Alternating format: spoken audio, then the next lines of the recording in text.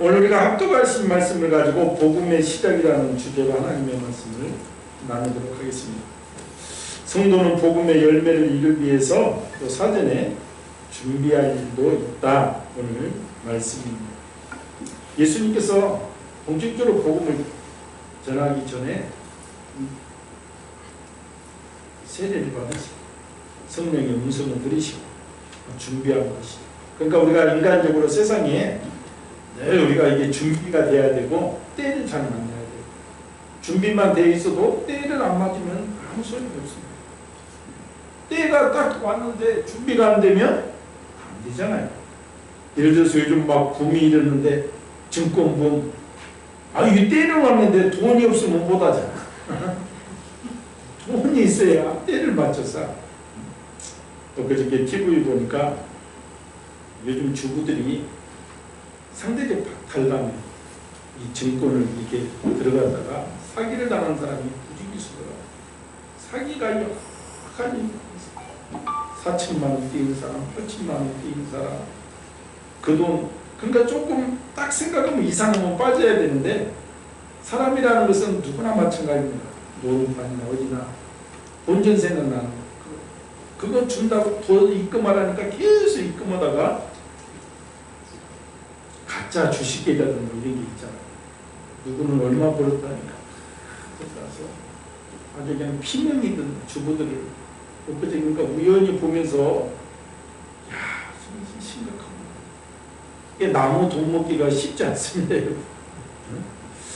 그리고 그냥 내가 은사가 없다, 평상시 안 했다 그러면 그냥 눈 질끈 감고 하던 일로 살아야 돼요. 괜히 가면 열이 빠지고 오래 못 살아. 오늘 예수님도 사전에 준비하고 또 때를 맞춰야 되잖아요. 우리도 그래야 됩니다. 우리가 기마병으로 유명한 몽골군은 그 시대에 탁월한 기동력을 갖춤으로 많은 땅을 정복했습니다. 그 기동력이 몽골군을 보면 몽골군의 천병 어떻게 다닙니까? 말을 2마리를 가지고 다닙니다. 자기가 타는 말이 있고 옆에 빈말이 하나 떼요. 그러면서 이 말이 지치면 그냥 달리면서 쉬어가지고 옮기는 게 아니야. 그냥 달리는 말에서 달리는 말로 옮겼다. 또 이렇게 가. 그러니까 이 몽골군이 쳐들어온다. 다 예상하는데 예상보다 훨씬 빠른 시간에 몽골군이 도착해요. 그러니까 이 감당이 안 돼요. 그리고 또 하나 몽골군이 정말 이렇게 기동력을 발휘하는 데 있어서 식량 문제잖아요. 옛날 삼국지나 이런 데 보면 뭐합니까? 솥갈구지로 쌀을 병창 쌀을 옮기고 옮기고 오잖아. 근데 몽골군들은 뭐예요? 거기는 이 양고기, 말고기 말려가지고 말린 고기를 물에 부풀려서 먹고 그래서 등에 딱 매면 그냥 달리면서도 밥을 먹고 가요. 그래서 그 시대에 이 마른 고기를 등에 지고 전진하기 때문에 다른 이 군부대들은, 다른 부대들은 이 비교 흉내조차 낼 수 없었고 이렇게 많은 정말 이렇게 기동력을 갖춘 것입니다. 그 당시로 아주 획기적인 것이죠. 그리고 많은 나라를 정복하면서 그 나라의 우수한 군사기술을 또 자꾸 이렇게 습득을 합니다. 이게 30년 동안 이 몽골군이, 몽고가, 징기스칸이 이 지배한 땅이 최고입니다. 지금까지 인류 역사에 있어서 최고 많은 땅. 아시아, 저 유럽까지 지배를 했고, 이것은 로마 제국, 로마 군단이 400년 동안 지배한 땅보다도 더 많은 땅을 지배를 합니다. 그러니까 기동력의 근원이 말이잖아요. 그러니까 그들도 말을 준비시키는 거예요. 사전에 전쟁을 하기 위해서. 그래서 지금도 몽골의 초원에 뛰노는 말을 보면 어떻게 합니까? 미국으로는 카우보이지만 쫙 해서 튼튼한 말을 탁 던져가지고 모가지를 잡아버리잖아요. 그러니까 말이 뛰고 막 난리잖아. 난리. 어떤 말이 잡혀서 살기를 원하겠어. 자기 나름대로 뛰어다니면서 살지. 근데 꽉 잡고 놔주잖아. 이 말이 며칠 동안 모가지를 꽉 잡고 묶어놓으면 이제 내가 이 벗어날 수 없는 운명이다 하고 체념을 하는 거예요. 그 다음에는 또 무슨 작업을 합니까? 잘 타는 사람이 말등에 올라타잖아요. 말이 얼마나 뛰고나요. 누가 자기 등 위에 올라오는 것을 평생 누구 업고 살아가면 살겠어? 말도 근데 죽게 살기가 안 떨어지잖아. 그게 또 며칠 하다 보면 이제 비로소 말이 준비가 되는 거예요. 그 준비를 한 거예요. 말 준비. 기독론의 근원은 말 준비. 말이 힘이 빠질 때까지. 그래서 끝까지 떨어지지 않으면 힘이 다 빠진 말이 이제 포기하고 인정을 하는 거야. 아, 내 등에 누군가 타는 거고 이 주인이구나. 말고삐를 쥐고 있는 사람의 말을 듣기 시작합니다. 이 작업을 다 하고 나서 그렇게 기독론을 가지고 이 몽골 부족이 사실 몇 명 안 되잖아요. 그런데 전 세계 저도 늘 우리 민족이 한 번이라도 한 번 이런 일이 있었으면 얼마나 좋았을까. 우리는 자연스럽게 천여 번에 걸쳐서 남의 침략만 먹고 살아서 너무 아쉬운 면이 있지만 어쨌든 그 기상을 정말 이렇게 온 세계에 펼친 것이죠. 근데 인종으로 보면 황인종의 자존심을 살려준 거예요. 사실 이 징기스칸 역사가. 그렇지 않으면 이렇게 코쟁이 어딘 얻어 터지고만 사는 역사인데 징기스칸이 착한을 보여주었어요. 우리 성도들도 마찬가지입니다. 야생마와 같은 경우는 전혀 훈련되어지죠. 자유롭게 살던 10년들 세상에 취해서 마음껏 호기를 부르던 사람을 하나님께서 지명하시며 훈련을 시키신다.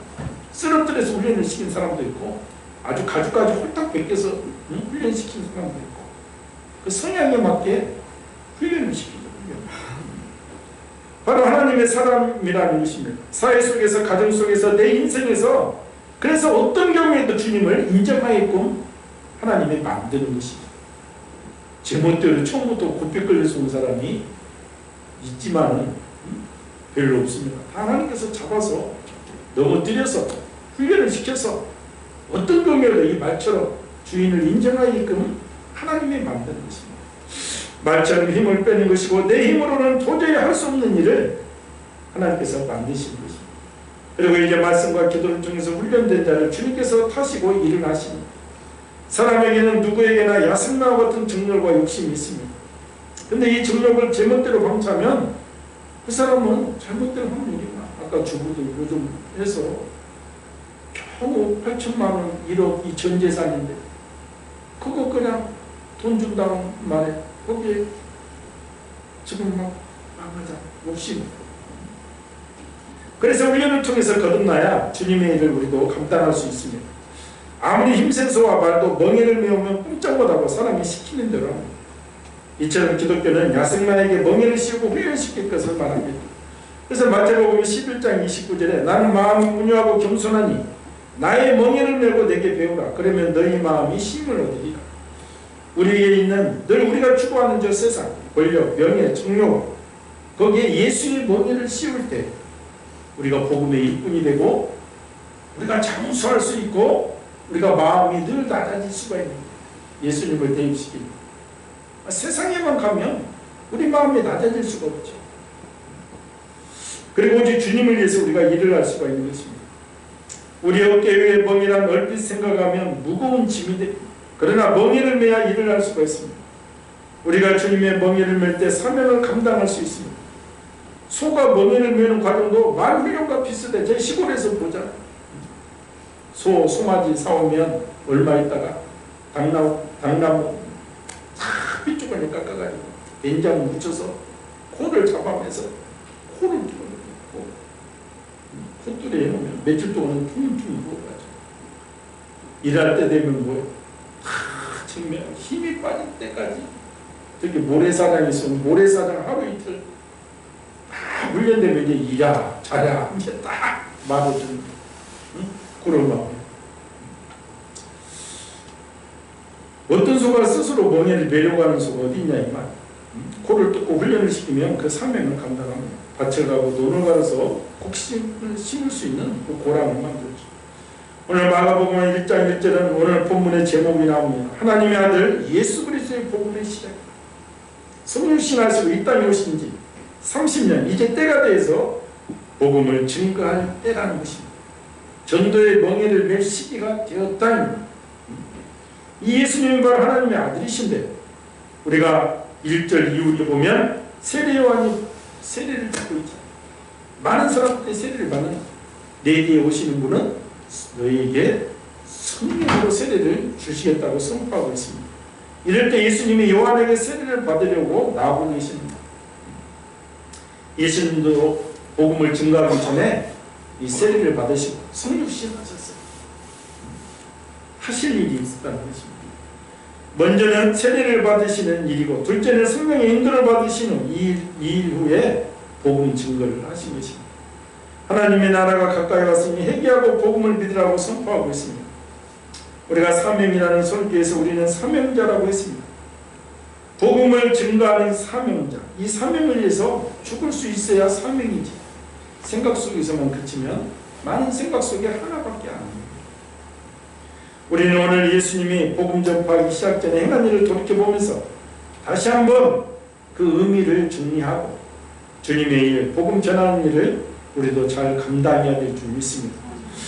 예수님은 복음 증거 전 세례를 받으셨습니다. 예수님은 사역을 시작하기에 앞서 요단강에 와서 요한에게 세례를 받으셨습니다.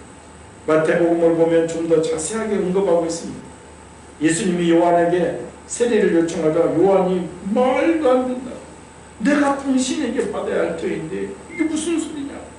이렇게 세례 요한이 예수님에게 말합니다. 그때 예수님이 이제 허락하라. 우리가 이와 같이 하여 모든 의를 이루는 것이 합당하도다. 이렇게 말씀하십니다. 이 말씀을 통해서 우리는 예수께서 세례를 받으시려는 분명한 목적과 이유를 발견할 수 있습니다. 예수께서는 본래 하나님의 아들이기 때문에 죄가 없으십니다. 따라서 예수께서는 이 세례를 받을 필요가 없습니다. 그럼에도 불구하고 예수께서는 하나님의 목적을 이루기에 인류의 모든 죄를 짊어지는 세례를 받으셨습니다.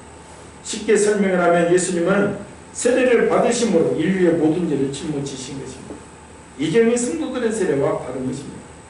이 숭고한 뜻을 우리가 알아야 되는 거예요. 물론 성도들을 예피한 것이죠. 죽었다가 다시 산 걸 예피하긴 하지만 본질상 죄가 없으신 예수님은 그 세례를 통해서 인류의 모든 죄를 짊어지신 것입니다. 성도들의 세례는 그리스도와 함께 죽는 것입니다. 로마서 6장 10절 11절을 보면 그리스도 예수와 합하여 세례를 받는 우리는 그의 죽으심과 합하여 세례를 받았다 이렇게 말씀합니다. 그러므로 세례받은 사람은 그 세례를 통하여 그리스도와 함께 장사가 되었다. 함께 죽는다는 것은 자기들의 살기를 포기하는 것입니다. 육신의 일을 버리는 것이고, 쉽게 말하면 자기 옛사람을 벗어버렸다.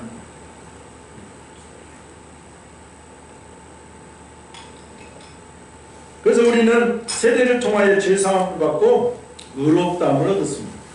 우리가 알거니와 우리 옛사람이 예수와 함께 십자가에 못 박힌 것은 죄의 몸이 멸하여 다시는 우리가 죄에게 종노릇하지 아니하려 함이니 이는 죽은 자가 죄에서 벗어나 의롭다 하심을 얻었습니다.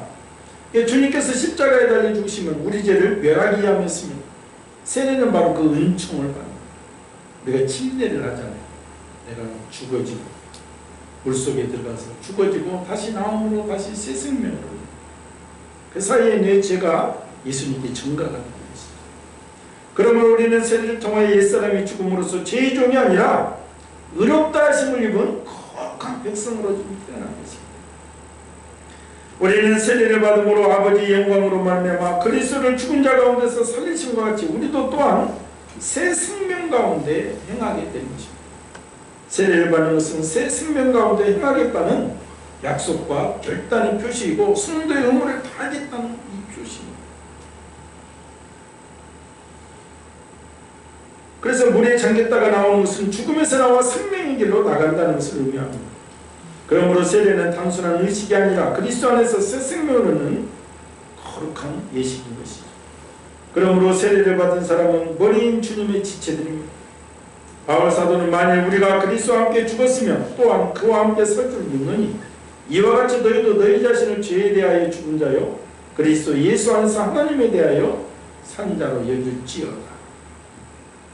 그 세례를 받은 사람은 이제 예수님 안에서 새로운 심령이 되었다. 새로운 사람이 되었다는 것은 새로운 책임과 의무도 함께 주어졌다.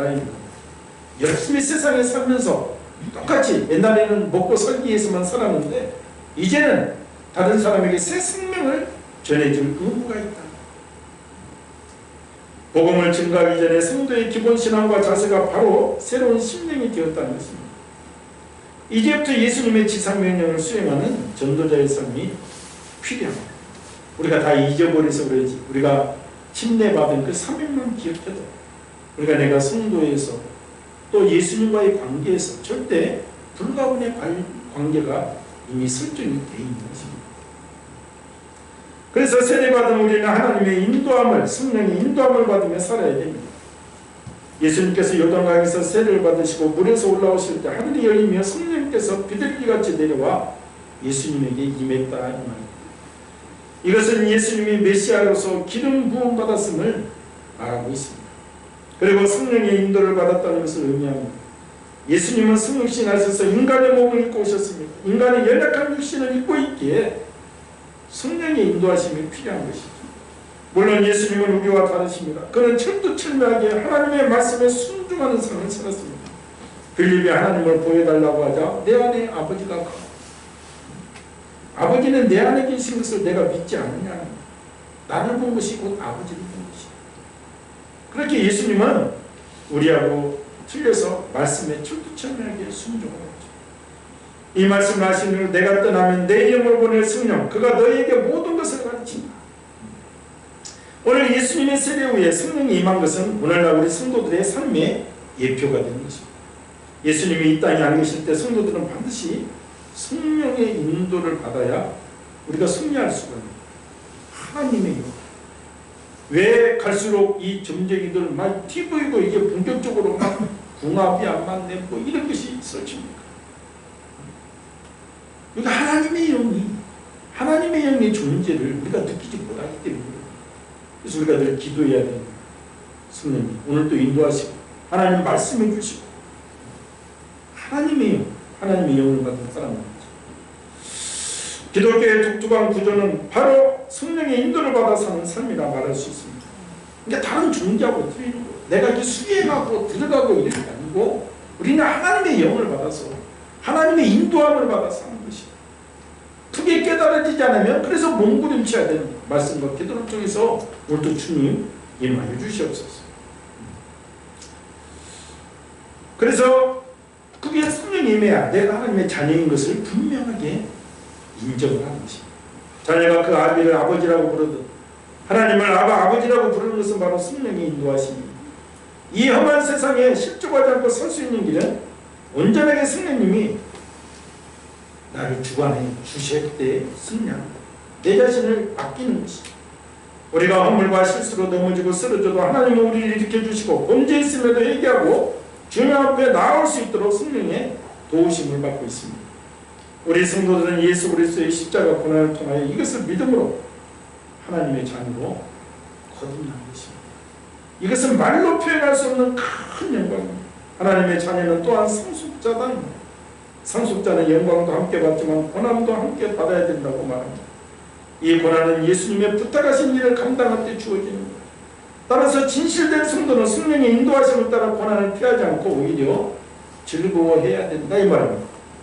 그 고난이 바로 전도와 선교를 할 때 오는 고난을 말합니다. 이럴 때 육체의 고난도 성령의 인도하심으로 극복할 수 있다. 우리가 우리 아버지, 우리 할아버지 자녀면 뭐요? 상속을 받잖아요. 재산만 상속받는 게 아니고 빚도 상속받는 거예요. 그 잘못 모르고 지금 7살짜리에 가끔 신문 보면 매달 빚이 전가됐다 이게 나오잖아요. 재산이 좀 틈나서 내가 그 상속받겠다. 근데 빚은 재산이 1억인데 빚이 10억이야. 근데 그걸 모르고 상속받았다. 빚 갚아야 돼요. 그 기간 내. 아니면 어쩔 때는 형제한테 가는 거예요. 직계자손이 있으면 형제한테 가고. 그거 잘해야 되는 거예요. 그래서 그 기간 내에 암지 변호사 해가지고 빨리 한정승인 포기각서를 내지 않으면 그게 따라오잖아요. 세상도 하나님 우리가 영광 하나님의 자녀된 거 천국 백성 된 거 상속받았듯이 주님께서 우리가 부탁하신 일을 감당하는 것도 상속을 받는 것이죠. 그래서 우리가 성령의 인도함을 받을 때만이 우리가 승리할 수가 있는, 그리고 합력하여 선을 이룰 수가 있는, 성령의 인도하심을 받은 사람은 하나님의 뜻을 이루게 된다고 약속하십니다. 지금 상황이 힘들고 어렵다 할지라도 온전히 성령님을 의지하며 믿음의 사람을 강권적으로 인도해 주셔서 승리케 해주신다.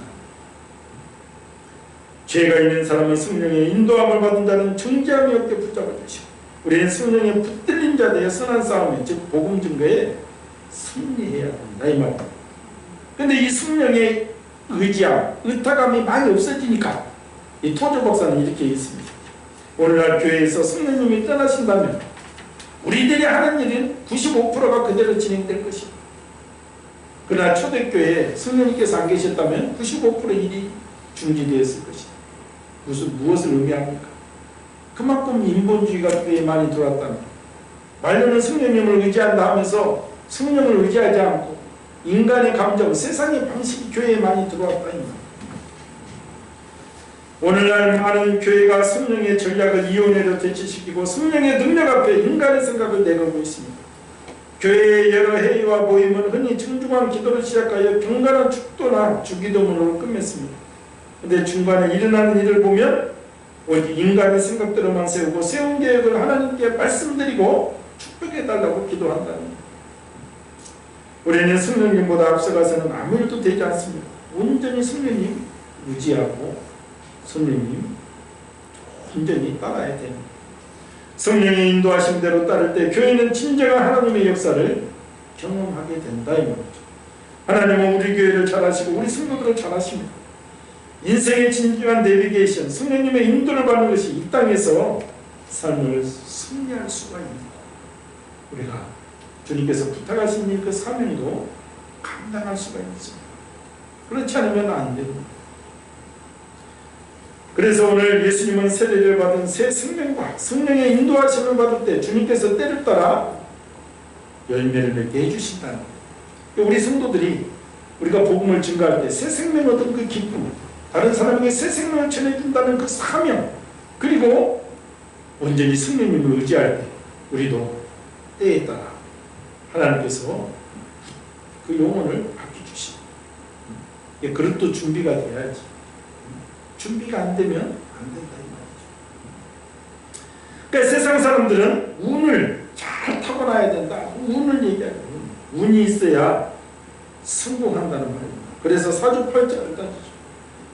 사주팔자에서 제일 중요한 것이 무엇입니까? 태어난 날과 시야. 사주팔자, 우리 명리학에서 보면. 근데 반대로 또 생각해보면 사주팔자처럼 엉터리가 없어요. 아니, 나같이 똑같은 날짜에 태어났지만, 그 사주팔자 똑같이 태어났지만 그 인생이 하나는 대통령이고 하나는 거지되고 하는 것이다. 이게 그 같은 시간에 태어난 사람도 천차만별입니다. 왜 그렇습니까? 그 자체의 문제죠. 사실 통계학이죠. 이 사주, 이 궁합이라는 것은 통계학이죠.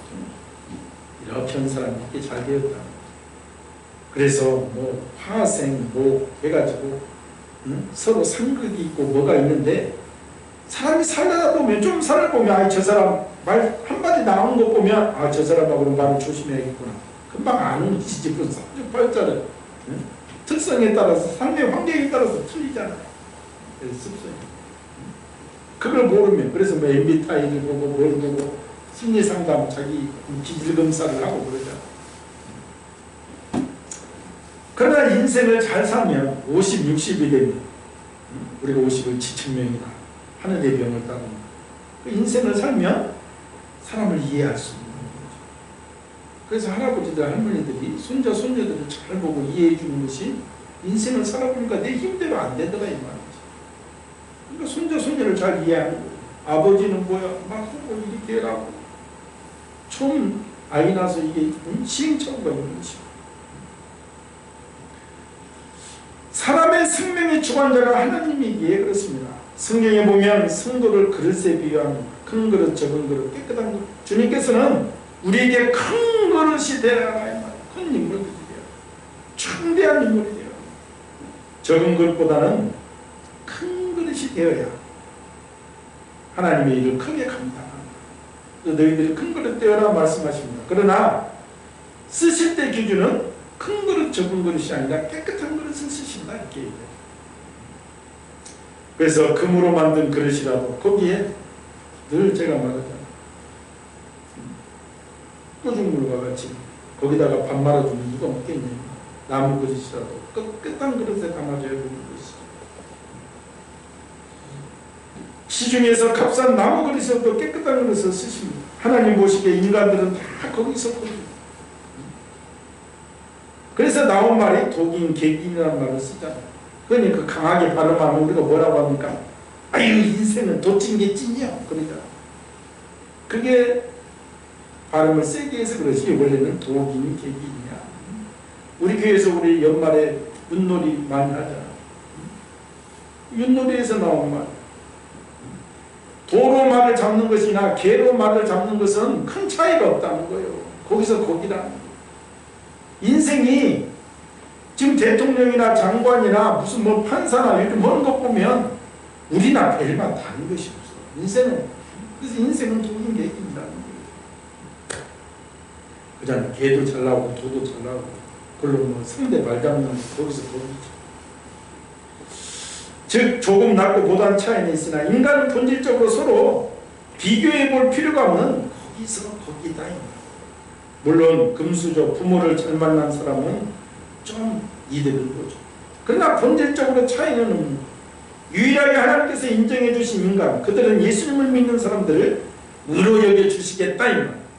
이게 중요한 것은 인생으로 태어났으면 예수님을 믿느냐 안 믿느냐가 중요한 것이지 하는 것이 중요한 것이에요.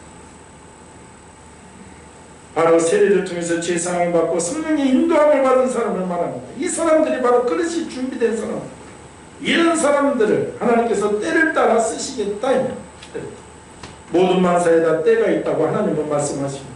물론 때가 되어도 그릇이 준비되지 못하면 쓰임받지 못하는 것이죠. 사실상 그릇과 때가 상호간에 맞아야 사람은 승리할 수가 있는 거예요. 정말 이것이 중요합니다. 그래서 늘 학생들도 막 공부할 때 공부하는 것입니다. 역량을 해놓으면 때에 따라 걔가 쓰임받을 수 있고 근데 때가 와도 준비되지 않으면 못 쓰는 것이죠. 생각해 보시죠. 우리가 중국, 그러니까 강한 황제의 나라, 선막을 연 나라가 보여요. 시황제가 어디? 처음 황제의 호칭을 쓴 사람이 중국의 진나라 진시황제. 대대로 중국 황제들이 뭐예요? 자기가 천자, 하나님의 아들이다. 하늘에 기도를 드리고 그랬잖아요. 그래서 중국 한문을 공부한 사람들은 거기에 기독교 복음이 들어가 있고 그렇게 봅니다. 그래서 황제의 시초가 뭐 유럽이 아니고 중국이죠. 중국. 강한 나라에 있습니다. 그런데 중국에서도 가장 강한 나라가 청나라예요. 청나라. 사실 저도 늘 아쉬운 것은 청나라가 중국을 통일하지 않았으면 중국은 지금처럼 큰 나라가 아니죠. 만주 동북삼서 만주족이지. 응? 지금 이구르족이 있지. 티베트 떨어져 나가지. 그 밑에만 있는 거 원래 한족은. 그런데 마지막에 만주족이 중국을 통일하고 나니까 그리고 또 강희제와 건윤제라는 뛰어난 이 황제가 나타나서 저 서장지구 지금의 중국의 기틀을 만드는 것이죠. 그러니까 지금 시진핑 중국 주석이 몇 년 전에 중국이 자기들 룰 모델로 명나라 원나라 다 있었지만 누구? 응? 그 징기스칸과 이 강희제를 따르겠다는 거죠. 강한 중국을 만들겠다는 거죠. 강한 중국과 맞설 수 없는 그런 나라.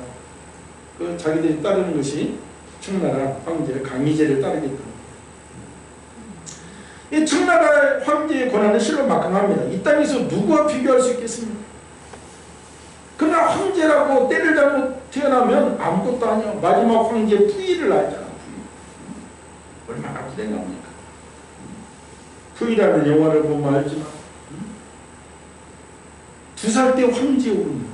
2살.